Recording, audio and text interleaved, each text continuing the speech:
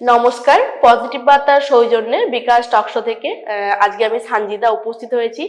প্রতিদিনই আমরা এই বিকাশ টকশোর পক্ষ থেকে কিছু পজিটিভ চিন্তা ভাবনা নিয়ে আমরা এখানে দর্শকদের সামনে উপস্থিত হই। আজকে আমরা আমাদের মধ্যে পেয়ে গেছি একজন বিশিষ্ট শিক্ষক মহাশয়কে। আমরা আজকেও কিছু রেখেছি, একটা টপিক যেটা আমাদের পজিটিভ বিষয়বস্তুর উপরে রেখেছি। তার আগে আমাদের দর্শক বিন্দুদের কাছে আমাদের শিক্ষক মহাশয়ের একটু পরিচয় করে দেবো।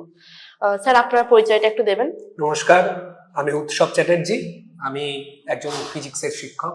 আচ্ছা স্যার, তো আজকে আমাদের দর্শক বিন্দুদের কাছে বলবো যে আজকে আমাদের বিষয়বস্তু হচ্ছে যে শিশুর স্বাস্থ্য এবং শারীরিক বিকাশে আউটডোর এবং ইনডোর গেমের কি ভূমিকা। তো স্যারের কাছে আজকে প্রথমেই চলে যাব প্রথম কোশ্চেনে, যে স্যার প্রথমত আজকে আপনি বিকাশ টকশোতে এসেছেন, এখানে এসে আপনার কেমন লাগছে? এখানে এসে আমার খুব ভালো লাগছে এবং সব থেকে আরো বেশি ভালো লাগছে যে এরকম একটা আলোচনায় অংশগ্রহণ করতে পেরে। আচ্ছা স্যার, আমরাও আপনাকে পেয়ে খুবই আপ্লুত। আমি বিষয়বস্তুর যুগে ঢুকে যাচ্ছি। আমাদের যে সমস্ত দর্শকরা আছেন, দর্শকরা কোয়েশ্চেন করেছেন যে খেলাধুলা বলতে যে বর্তমান প্রজন্ম সেটা কি বুঝছে, বর্তমান প্রজন্ম খেলাধুলা নিয়ে কি বুঝছে? হ্যাঁ, বর্তমান প্রজন্মের ক্ষেত্রে খেলাধুলার কনসেপ্টটা কিন্তু অনেকটাই আলাদা। আমাদের সময় আমরা খেলাধুলো বলতে শুধুমাত্র ক্রিকেট ফুটবলই বুঝতাম, বা খুব বড় জোর হলে ভলিবল বুঝতাম, কাবাডি বুঝতাম, হাডুডু বুঝতাম, এগুলো বুঝতাম। কিন্তু যত দিন যাচ্ছে সায়েন্স উন্নত হচ্ছে, এটা তো অস্বীকার করে লাভ নেই। সায়েন্স উন্নত হওয়ার সঙ্গে সঙ্গে টেকনোলজি ডেভেলপমেন্ট ঘটছে। এই টেকনোলজি ডেভেলপমেন্ট ঘটার সঙ্গে সঙ্গে কি হচ্ছে না, আমাদের হাতে কিছু অপশন চলে আসছে, নিত্য নতুন নানা রকম অপশন চলে আসছে। যেমন আমরা আমাদের হাতে অ্যান্ড্রয়েড সেটে মোবাইল পেয়েছি, উইন্ডোজ ভার্সনে কম্পিউটার পেয়েছি, আমরা গুগল পাচ্ছি, আমরা ইন্টারনেট পাচ্ছি, আমরা প্রচুর নানান ধরনের অপশন পাচ্ছি। এই অপশন গুলোর জন্য আমাদের হাতে কিন্তু অনেক ধরনের খেলাধুলোর ইনস্ট্রুমেন্ট চলে আসছে। একদমই তাই, ঠিক আছে। এবং সে কারণে কি হচ্ছে, বর্তমান প্রজন্ম কিন্তু খেলাধুলো বলতে আর কোনো বাইরের মাঠে খেলাধুলো, খোলা আকাশের নিচে খেলাধুলো বলছে না। তাদের কাছে খেলাধুলো বলতে কম্পিউটারে যে গেম রয়েছে বা মোবাইল ফোনে যে গেম রয়েছে, তারা কিন্তু সেই ধরনের গেমগুলোকেই বুঝছে এবং তারা সেইগুলো খেলতে খেলতে অভ্যস্ত হয়ে পড়ছে। কারণ সেখানে আমার কোনো পরিশ্রম, কোনো একটা পরিশ্রমের দোটানা নিহিত নেই। একদমই তাই। ঠিক আছে স্যার, আরেকটা কোশ্চেন আপনার কাছে করব যে আপনি একটু যদি বলেন যে ইনডোর গেম এবং আউটডোর গেম যেটা আমরা দেখি, সেই গেম দুটোর মধ্যে পার্থক্যটা কি যদি বলেন? অনেক পার্থক্য, অনেক। স্বাভাবিকভাবে আমরা যেটা বুঝি ইনডোর গেম বলতে, না ইনডোর গেমে কি হয়, একটা মানসিক পরিশ্রমের দোটানা নিহিত থাকে। আর আউটডোর গেমের ক্ষেত্রে কি হয়, আউটডোর গেমের ক্ষেত্রে হচ্ছে আমার একটা শারীরিক পরিশ্রমের দোটানা নিহিত থাকে। ঠিক আছে। কিন্তু বর্তমানে কি হচ্ছে, আমাদের সময় যখন আমরা ইনডোর গেম খেলতাম, আমরা খুব বড় জোর হলে আমরা দাবা খেলতাম। দাবা খেলার পেছনে কিন্তু একটা বিরাট বড় মানসিক পরিশ্রম নিহিত থাকতো। একদম। কিন্তু বর্তমান প্রজন্ম ইনডোর গেম বলতে আমরা যেগুলো বুঝছি, যেগুলো আমাদের কম্পিউটারে আমাদের আজকালকার ছেলে মেয়েরা বাচ্চারা খেলে বা মোবাইল ফোনে খেলছে, বিভিন্ন ধরনের ইলেকট্রনিক্স যে গেমগুলো চলে এসেছে, সেগুলোতে আবার না আছে শারীরিক পরিশ্রমের দোটানা, না আছে মানসিক পরিশ্রমের দোটানা। আমরা একটা বিনা পরিশ্রমে কিছু আনন্দ পাচ্ছি সায়েন্স এবং টেকনোলজি ডেভেলপমেন্ট হওয়ার সঙ্গে সঙ্গে, যে কারণে কিন্তু আজকালকার ছেলে মেয়েরা সেই গেমগুলোর প্রতি প্রচন্ড পরিমাণে অ্যাডিক্টেড। আমি অ্যাডিক্টেড শব্দটাই ব্যবহার করছি, কারণ সেখানে আমাকে কোনো পরিশ্রম প্রয়োগ করতে হচ্ছে না, অথচ আমি একটা আনন্দ পাচ্ছি। একদম, এটা হচ্ছে ইনডোর গেম। বর্তমানে ইনডোর গেমে আমার না কোনো মানসিক পরিশ্রম বা কোনো শারীরিক পরিশ্রম কি নেই। আপনার কি মনে হয় না যে এই যে ইনডোর গেম আমরা দেখছি, বাচ্চারা বা আমাদের যে ছাত্রছাত্রীরা বা বড়রাও দেখি যে অনেকজন গেমের প্রতি খুব অ্যাডিক্টেড হয়ে পড়েছে, তার জন্য তারা ঘরকুনো হয়ে যাচ্ছে। একদম। এটা কি খারাপ প্রভাব পড়ছে না? একদম, প্রচন্ড খারাপ প্রভাব পড়ছে। আমরা আমাদের যে ছেলেমেয়েরা, বর্তমান প্রজন্মের যে ছেলেমেয়েরা, আমরা আমাদের ইলেকট্রনিক্স কিছু ডিভাইসের কিছু গেমের উপরে আমরা নির্ভর হয়ে পড়ছি। আমরা কন্টিনিউয়াসলি আমরা মোবাইল ফোনের দিকে তাকিয়ে আছি। একদম, আমাদের চোখ খারাপ হয়ে যাচ্ছে। এখনকার প্রত্যেকটা বাচ্চা ছেলে মেয়ে কিন্তু 5 বছর 6 বছর 7 বছর বয়সের পর থেকে দেখবেন চশমা নিতে বাধ্য হচ্ছে তারা।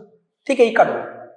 আবার দেখবেন যে ঠিক আমাদের বয়স যে 20, 25, 30 পেরিয়ে যাচ্ছে, আমরা স্পন্ডিলাইসিসে আক্রান্ত হয়ে যাচ্ছে। কেন? কারণ এই কন্টিনিউয়াসলি আমরা মোবাইল বা টিভির দিকে, কম্পিউটারের দিকে তাকিয়েছি, গেম খেলতে। ঠিক আছে। আরেকটা কথা বলবো, আপনি একটু দর্শক বিন্দুদের বলুন যে অনেক বাচ্চা, অনেক ছাত্রছাত্রী আমাদের প্রোগ্রামটা দেখে প্রতিদিনই। আপনি একটু ওনাদের বলেন যে আউটডোর গেম যেটা আমরা বলি, বাইরে যেটা মাঠের খেলা বা বাইরে যেটা শারীরিক পরিশ্রম হয়, যে ধরনের খেলা হতে পারে, যেটা কবাডি থেকে শুরু করে, হাডুডু থেকে শুরু করে, ফুটবল থেকে শুরু করে, ক্রিকেট থেকে, প্রত্যেকটাই। এটা নিয়ে আমাদের শারীরিক এবং আমাদের মানসিক কতটা স্বতঃস্ফূর্ততা আমাদের মধ্যে বাড়ে, সেটা যদি একটু শেয়ার করেন। হ্যাঁ, বলি। আউটডোর গেমে কিন্তু সাধারণত আমরা যেটা বুঝি যে আউটডোর গেমে আমার একটা শারীরিক পরিশ্রমের দোটানায় নিহিত থাকে, কিন্তু তা কিন্তু নয়। যারা আমরা আউটডোর গেম খেলে বড় হয়েছি, অর্থাৎ আমরা আমাদের ছোটবেলায় যারা ক্রিকেট ফুটবল খেলে বড় হয়েছি, আমাদের আউটডোর গেমে কিন্তু যতটা শারীরিক পরিশ্রম থাকে ঠিক ততটাই কিন্তু মানসিক পরিশ্রমের একটা দোটানায় নিহিত থাকে। কারণ কি, আমি যখন ক্রিকেট খেলছি আমি একা খেলছি না, আমার সঙ্গে আরো 10 জন ছেলে মিলে খেলছি। তাহলে আমি কিন্তু ওই 10 জন ছেলের সঙ্গে একটা ভাব বিনিময় করছি, একটা মানসিক ভাবের আদান প্রদান ঘটছে। ঠিক আছে, তার ভাবটা আমি গ্রহণ করছি, আমার ভাবটা সে গ্রহণ করছে। এবং সব থেকে বড় ব্যাপার হচ্ছে আমি কিন্তু ওই 10 জন ছেলেকে ম্যানেজ করছি। এই যে টিম ম্যানেজমেন্টের ক্ষমতা, ম্যানেজমেন্ট মেকিং পাওয়ার তৈরি করা, এগুলো কিন্তু সব আউটডোর গেমেই তৈরি হয়, এগুলো কিন্তু কোনোটা ইনডোর গেমে তৈরি হয় না। ঠিক আছে, এবং সব থেকে বড় কথা বলতে গেলে প্রাচীন গ্রিস দেশে একটা প্রবাদ ছিল যে sound body in sound mind. একটা সুস্থ মনে কিন্তু একটা সুস্থ শরীরে বাস, বা উল্টোভাবে বলতে গেলে একটা সুস্থ শরীরে একটা সুস্থ মনের বাস। ঠিক আছে, এবং সে কারণে প্রাচীন গ্রিস দেশে কি করা হতো, কিছু আখড়ার প্রবর্তন ছিল, আখড়া কনসেপ্ট একটা চালু ছিল। সেই আখড়াতে কি কত, সেই আখড়াতে কিন্তু আড্ডা হতো। একদম ঠিক আছে, কিন্তু আড্ডা হতো সেখানে ফিজিক্স, কেমিস্ট্রি, ম্যাথামেটিক্স, লিটারেচার নিয়ে আড্ডা হতো। কিন্তু শুধু সেই আড্ডাতে সীমাবদ্ধ থাকতো না, তার সঙ্গে সঙ্গে সেই আখড়াতে ব্যায়াম চর্চা করানো হতো। প্রথমে ব্যায়াম চর্চা করিয়ে কিন্তু আমরা এই ধরনের আড্ডাতে প্রবেশ করতাম। তার মানে আগে আমাকে সাউন্ড বডি তৈরি করে নিতে হতো, একটা সুস্থ শরীর। আমি এটাও বলতে পারি স্যার যে এখন আমরা যেহেতু জানি যে প্রত্যেকেই স্বাস্থ্য সম্পর্কে অনেক সচেতন, এবং আমরা বিভিন্ন ভাবে আর কি নানাভাবে ব্যস্ত হয়ে পড়ছি, সেভাবে হয়তো যে এক্সারসাইজ থেকে শুরু করে বা হাঁটা থেকে শুরু করে সেগুলো হচ্ছে না। কিন্তু আমরা যদি খেলাধুলার মধ্যে যদি এটা টাইমটা স্পেন্ড করতে পারি, সেক্ষেত্রে কিন্তু আমাদের কিছুটা মানে শরীরচর্চা যেটা বলে এটাও স্যার হচ্ছে। খুব সুন্দরভাবে এবং সাবলীল ভাবে স্যার উত্তরগুলো দিচ্ছেন। আমি স্যারকে যেটা লাস্ট কোশ্চেনে যাব, যে স্যার আপনি কিছু টিপস একটু বিস্তারিতভাবে দিন আমাদের দর্শকবৃন্দদের জন্য, যে বর্তমান প্রজন্ম যেভাবে মাঠ বিমুখ, সেটা কিভাবে কাটিয়ে উঠতে পারবে। প্রথমত সেটা একটা বলুন, সে সম্পর্কে আপনি কিছু টিপস যদি দেন। এটা খুব খুব কঠিন প্রশ্ন, যে বর্তমান প্রজন্ম কিভাবে মাঠে ফিরবে, এটা সত্যি খুব কঠিন প্রশ্ন। এটা মানে আমার মনে হয়, আমার কেন, বড় বড় যারা ক্রীড়া প্রেমী আছেন তাদের হয়তো এই প্রশ্নের উত্তর জানা নেই, যে কিভাবে আমি বর্তমান প্রজন্মকে মাঠের মধ্যে ফেরাতে পারবো। আসলে আমার যেটা ব্যক্তিগতভাবে মনে হয়, বর্তমান প্রজন্মের একটা মানসিকতার বিরাট বড় পরিবর্তন এসেছে, যেটা আমাদের সময় ছিল না। একদম। এরা শুধুমাত্র, আমাদের হাতে যেহেতু কিছু অপশন বেশি হয়ে গেছে, আমরা মোবাইল পেয়েছি, ইন্টারনেট পেয়েছি, অ্যাপেল পেয়েছি, গুগল পেয়েছি, এত কিছু অপশন পেয়ে গেছি, তো আমরা ওই ছোটখাটো আনন্দগুলোকে খুঁজে পাই না। আমাদের সময় অপশন কম ছিল, আমরা ওই ছোটখাটো মুহূর্তগুলো থেকে আনন্দ খুঁজে বার করতাম, কিন্তু বর্তমান প্রজন্ম এটা পাই না। তাই প্রথম কাজ হচ্ছে, মানে কথায় আছে তো যে চ্যারিটি বিগিনস অ্যাট হোম, শিক্ষা তার বাড়ি থেকেই শুরু হয়। প্রথম কাজ অবশ্যই তার বাড়ি, তার বাবা মা এবং তার ফ্যামিলি। যে সেই প্রথম যখন সেই বাচ্চা বড় হচ্ছে, সেই মুহূর্তে যদি তার মানসিকতার পরিবর্তন ঘটাতে পারে, তবেই কিন্তু সেই বাচ্চা বড় হয়ে তার মোবাইল, তার কম্পিউটারের প্রতি নেশা ত্যাগ করে সে মাঠের মধ্যে আসবে, মাঠে 8-10টা ছেলের সঙ্গে খেলবে। কিন্তু যদি প্রথম অবস্থাতেই সেই বাচ্চা যদি এই শিক্ষাটা না পায়, এই মানসিকতাটা গ্রো করতে না পারে, তাহলে কিন্তু সেই বাচ্চার পক্ষে আসা খুব অসম্ভব ব্যাপার মাঠের মধ্যে।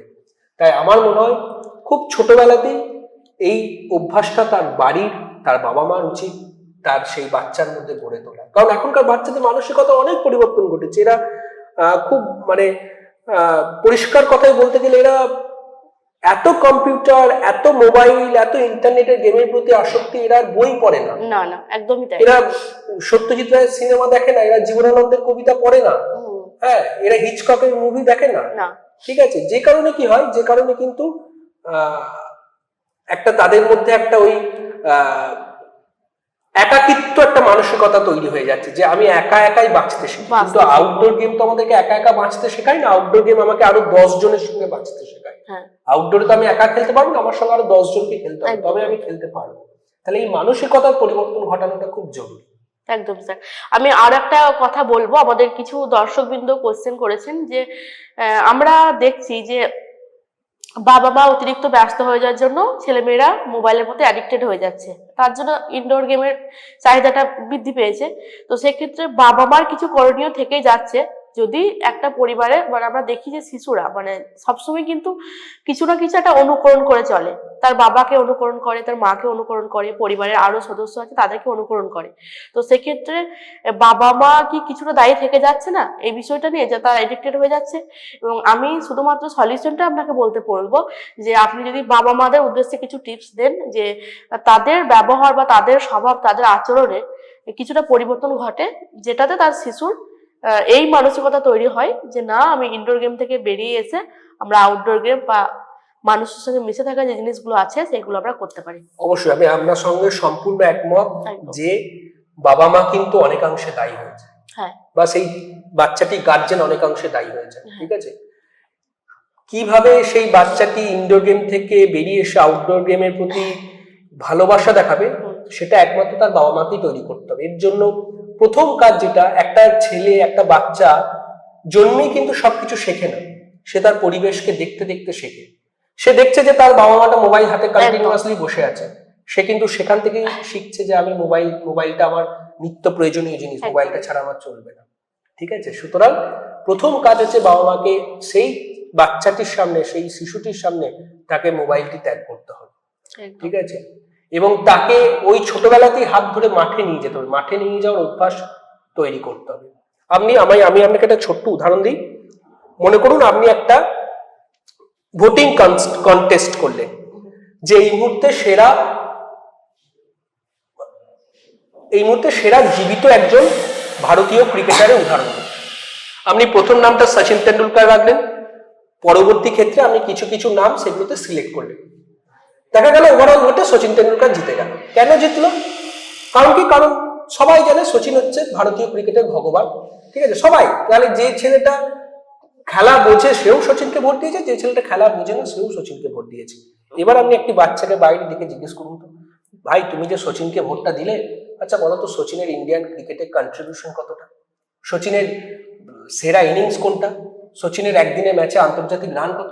বাচ্চাটি কিচ্ছু জানে না, হা করে তাকিয়ে থাকে। একদম। কারণ কি, কেন সে ভোটটা দিয়েছে?